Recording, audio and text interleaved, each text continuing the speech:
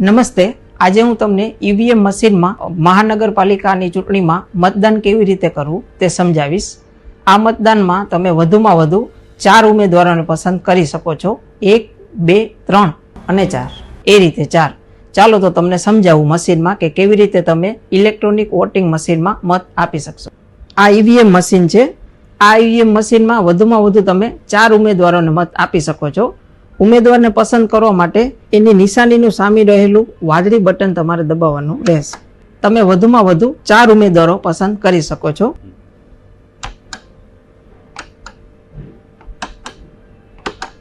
જ્યારે તમે બટન દબાવો છો ત્યારે તે ઉમેદવારની સામે લાલ લાઇટ ચાલુ થશે. યાદ રાખો, તમે એક જ ઉમેદવારને એકથી વધારે મત આપી શકતા નથી. જો તમે કોઈ ઉમેદવાર પસંદ કરેલ છે અને તમને એમ થાય કે એ ભૂલથી સિલેક્ટ થઈ ગયેલ છે તો એની સામેનું પાછું વાદળી બટન દબાવશો તો એ લાલ લાઇટ બંધ થઈ જશે.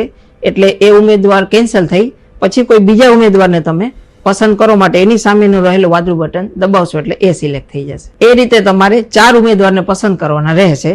1, 2, 3, 4 થઈ ગયા બાદ મત રજીસ્ટર કરવા માટે નીચે રહેલ રજીસ્ટર પીળું બટન અવશ્ય દબાવવાનું રહેશે. પીળું રજીસ્ટર બટન દબાવ્યા બાદ તમને એક બીપ અવાજ સંભળાશે જે દર્શાવે છે કે તમારો મત સફળતાપૂર્વક રજીસ્ટર થઈ ગયેલ છે.